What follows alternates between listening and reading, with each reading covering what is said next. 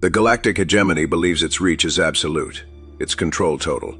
They have pursued us across 1,000 sectors, pushing the last remnants of the Free Rebellion to the very edge of the map. Our resources are dwindling. Our fleets are scattered. We faced extinction unless we could secure a new frontier, a sanctuary hidden beyond the established star routes, a place untouched by their tyrannical shadow. For months, we hunted the phantom signals, the whisper of energy theorized only in the oldest star charts, a massive, isolated power source generating a field, unlike any known nebula. And now, we have found it. Through the void and across the final barrier, the fleet has successfully jumped into the uncharted system of the eclipsed Sunday. The target confirmation flashes across the bridge. Code designation, Xylos.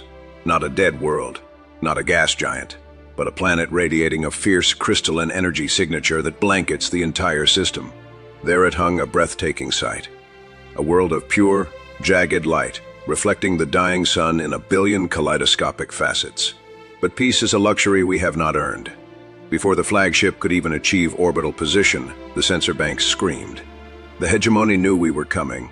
Their interceptor fleet, the relentless hounds of the High Command, materialized from warp space, attempting to lock us out of the system. This was not just a skirmish.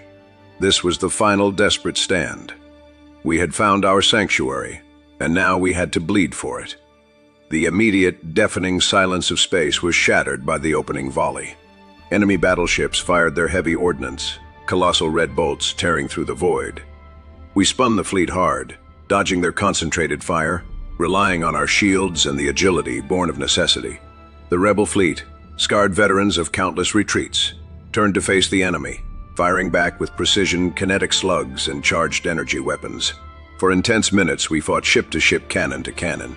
Their lead cruiser, the Aegis, was pounding our shields, threatening to breach the Vanguard's core. It was time for the risk. I gave the command, all power diverted to the forward drive. We used the very energy field of Xylos, this planet's wild power, to mask our approach. The Vanguard surged forward, flying directly into the hegemony's formation, weaving through their fire like a needle through silk, surprising them with an unparalleled burst of speed. We broke through their lines, exposing the vulnerable flank of the Aegis. Every available weapon system locked on. A cascade of focused plasma ripped into the enemy ship's reactor core. The Aegis didn't just explode. It shattered into a million pieces, a silent, blazing monument to their arrogance. The remaining hegemony forces, stunned by the loss of their command ship, scattered and retreated, vanishing back into the darkness. Xylos was ours. The system was secured. The battle ceased, leaving behind the immense silence and the glittering spectacle of the crystal world below. Now, the second phase began, descent. Our landing craft broke through the shimmering atmosphere, and the view shifted from epic war to profound, alien beauty. The air was thick with ionized mineral dust, creating a permanent, ethereal glow.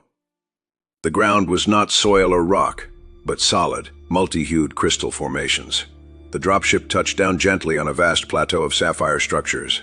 Stepping out onto Xylos, the silence was immediate and absolute, broken only by the faint, harmonic ring of the shifting crystal underfoot. We ventured forth into what can only be called the crystal forests. Imagine trees that pierce the atmosphere, not of wood, but of towering, light-refracting quartz and amethyst.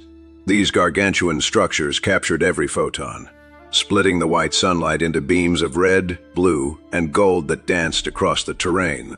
It felt like walking inside a cathedral built by forgotten gods, every step echoing the profound, untouched antiquity of the world. The crystals hummed. Not a sound, but a vibration felt deep in the bone, a continuous resonance that suggested the structures were alive, or at least conduits for immense power. Deeper into the forest, we discovered pathways that were unnaturally smooth, carved between the titanic spires. These weren't natural formations, they were roads. Following the tracks which pulsed with a soft residual light, we reached a vast fissure, seemingly a wound in the planet's surface. And there, suspended in the abyss, was the city, not built upon the raw surface, but deep beneath, nestled against the very core of Xylos.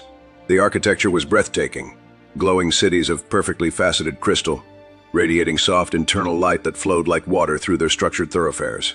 This was not the savage wilderness we expected. This was the silent monument to a civilization that had mastered energy on a planetary scale. They were gone, perhaps, but their power remained, locked within the glowing architecture, waiting for an intelligent hand to activate the ancient systems.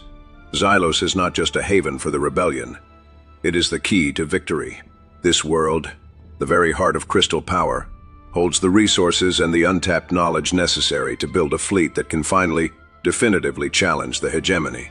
We came here desperate, fleeing an inevitable end. We leave with the future in our grasp. The crystal heart of Xylos will fuel the revolution. We are no longer rebels. We are the foundation of a new galactic order.